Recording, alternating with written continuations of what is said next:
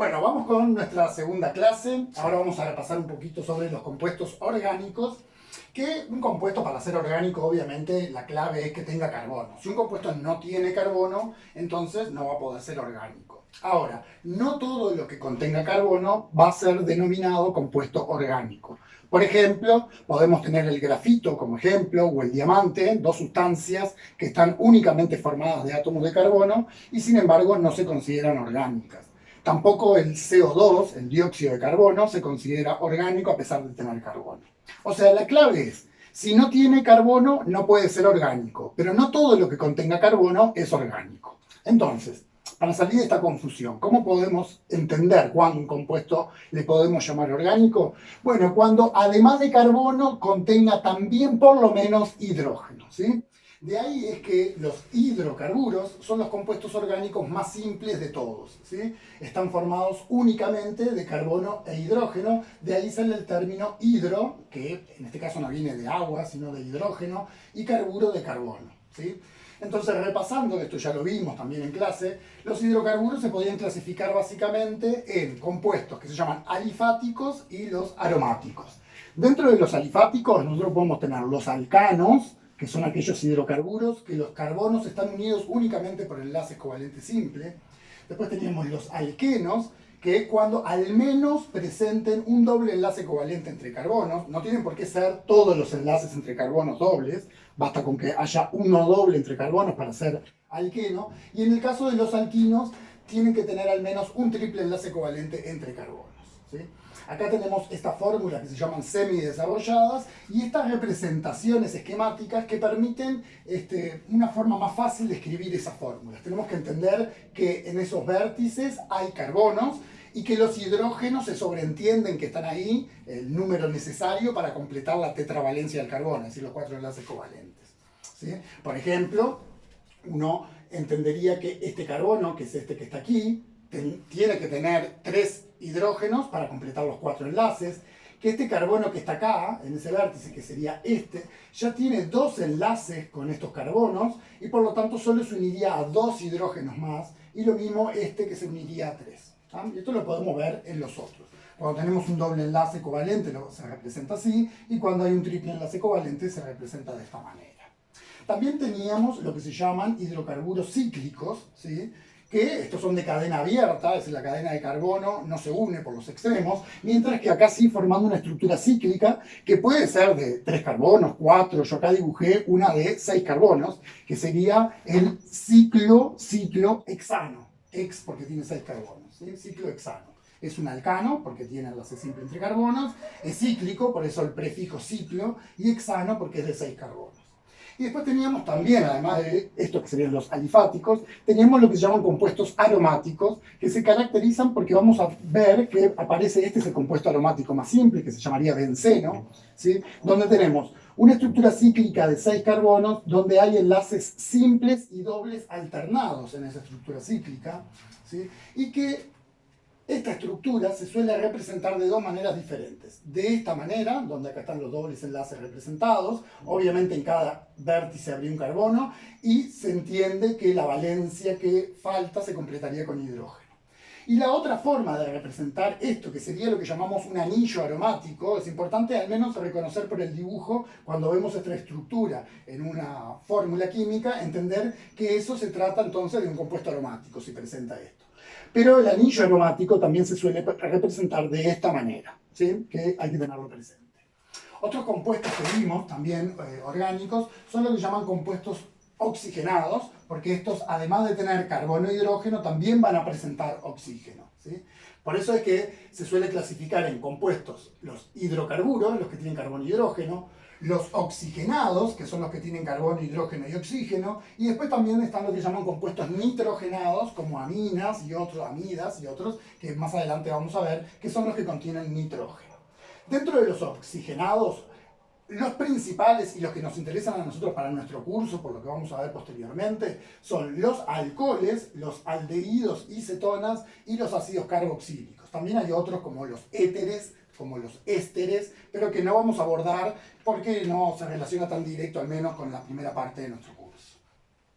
Entonces, los alcoholes se caracterizan porque contienen al grupo funcional hidroxilo, ¿sí? Un grupo funcional es un grupo de átomos que le dan propiedades específicas a una molécula y que lo hace pertenecer a una categoría de compuesto orgánico. En este caso, los alcoholes, todos van a contener al grupo hidroxilo, que también es llamado grupo OH, a veces lo representamos simplemente, acá está resaltado. Este alcohol se llamaría metanol, todos los alcoholes su terminación va a ser en ol y va a tener un prefijo, al igual que lo vimos en los hidrocarburos, un prefijo que indica la cantidad de carbonos. Met para 1, et para 2, prop para 3, but para 4 y así consecutivamente, pent, ex, ept y así. Entonces, por ejemplo, acá tenemos el alcohol metanol, ¿sí? Y acá, por ejemplo, tenemos un alcohol de 3 carbonos. ¿Cómo me doy cuenta que es un alcohol? Bueno, porque veo acá en el carbono 2, veo que está el grupo OH ahí separado y distinguido. Y entonces, por lo tanto, se trata de un alcohol. Y en este caso, como tiene 3 carbonos, el prefijo de 3 es prop, y se llamaría propanol.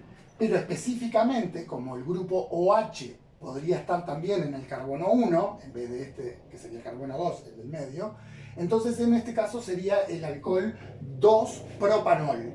Comercialmente se vende como alcohol isopropanol y es el que usamos para limpiar pantallas de celulares, para limpiar lo electrónico. Conviene siempre el isopropanol y no el alcohol etanol para limpiar cosas electrónicas.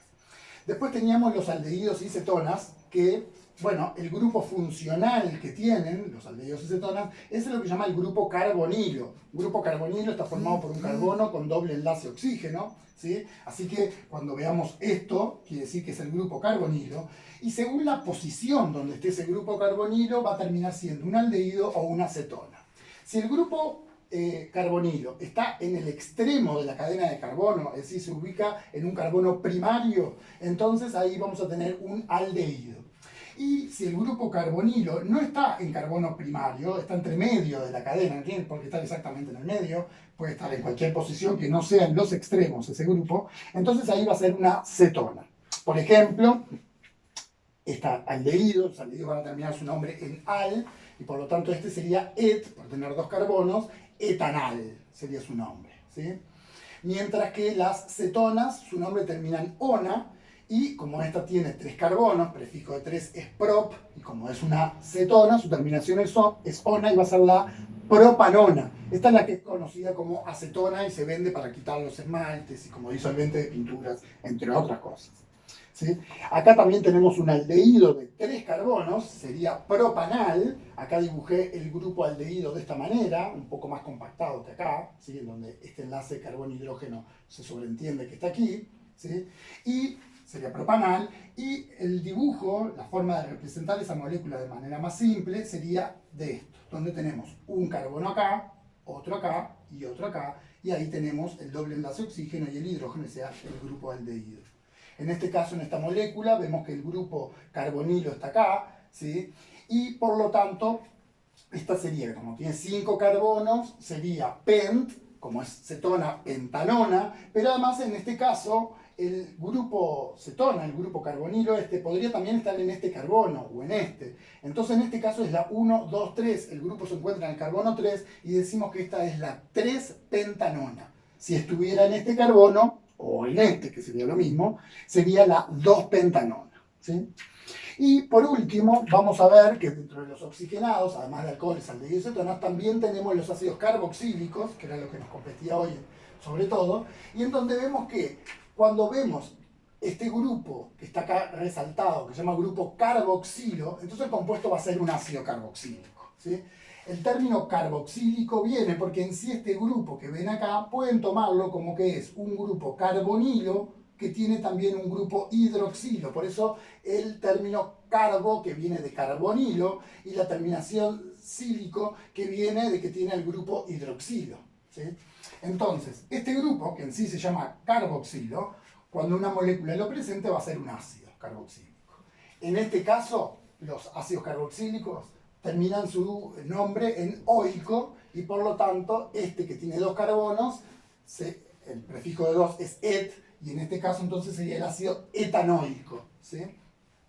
Que también lo representé acá. Veamos que el grupo carboxilo que acá está desarrollado, también se suele representar en esta forma más compacta, donde obviamente no se aclara cuáles son estos oxígenos que están acá. Vean que tiene un carbono, dos oxígenos y un hidrógeno, como se representa ahí, pero en forma abreviada, ¿sí? Pero tienen que reconocer que este grupo y este es lo mismo, son dos formas diferentes de escribir algo que es igual, que es lo mismo, ¿ah? También tenemos los ácidos carboxílicos que pueden ser saturados o insaturados. ¿Qué quiere decir esto? Bueno, esto viene, el término saturado e insaturado viene ya de por sí de los hidrocarburos. De hecho, cuando un compuesto orgánico, no importa cuál, los enlaces entre carbonos sean todos simples, vamos a decir que ese compuesto orgánico es saturado, ¿sí? Mientras que cuando aparezcan dobles o triples enlaces entre los carbonos, entonces vamos a decir que son compuestos insaturados, ¿tá? Entonces, como acá, en este ácido carboxílico, vemos que los enlaces entre carbonos son todos simples, diríamos que es un ácido carboxílico saturado.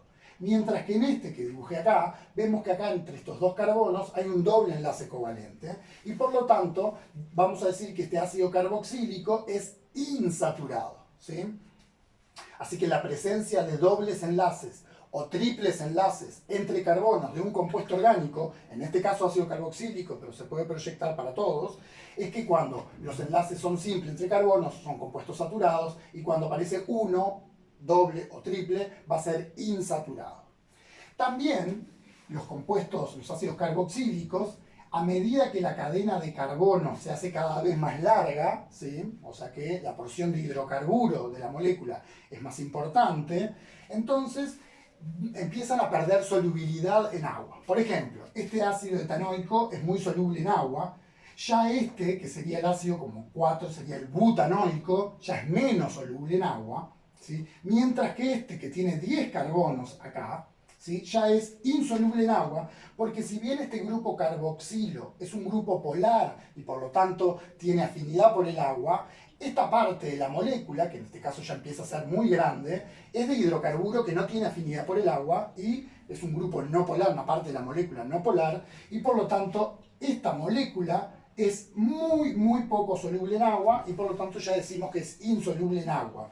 Y al ser insoluble en agua, tiene el mismo comportamiento que las grasas y los aceites, que no se mezclan con el agua, y por lo tanto se le llaman a esos compuestos grasos. El término graso en un compuesto orgánico hace referencia a que la cadena de carbono es muy grande y que son insolubles en agua. Así que, en general, los ácidos carboxílicos que tengan 10 carbonos o más, se les dice ácidos carboxílicos grasos, ¿sí?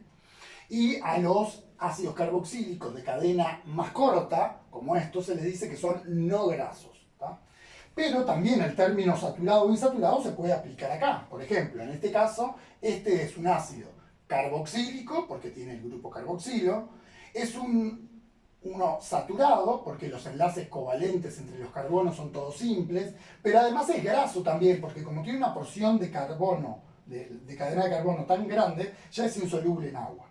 Y este que está acá abajo, ¿sí? Donde vemos acá aparece un doble enlace covalente entre carbonos, ¿sí? Es un ácido carboxílico, porque tiene el grupo carboxílico, es un ácido carboxílico insaturado, porque aparece un doble enlace covalente entre carbonos, y además es graso porque la cadena de carbono es muy grande y por lo tanto ya también es insoluble en agua. Así que, por ejemplo, si esta molécula yo la quiero esquematizar, la podría representar de esta manera, donde dejo el carbono del carboxilo, lo aclaro, está acá, y después tendríamos, miren, 1, 2, 3, 4, 5, 6, 7, 8, 9, 10 carbonos que estarían acá. 1, 2, 3, 4, 5, 6, 7, 8, 9 y 10. Y donde, si cuento desde atrás, 1, 2, 3, a partir del carbono 3 de acá, 1, 2, 3, aparece ahí representado el doble enlace covalente, ¿tá? Bueno, con hoy terminaríamos por los compuestos orgánicos, el repaso de compuestos orgánicos. Más o menos esto es lo que deben saber para poder empezar con el curso de biomoléculas, donde vamos a ver los carbohidratos, las proteínas y los lípidos, ¿sí? Nos vemos la clase que viene.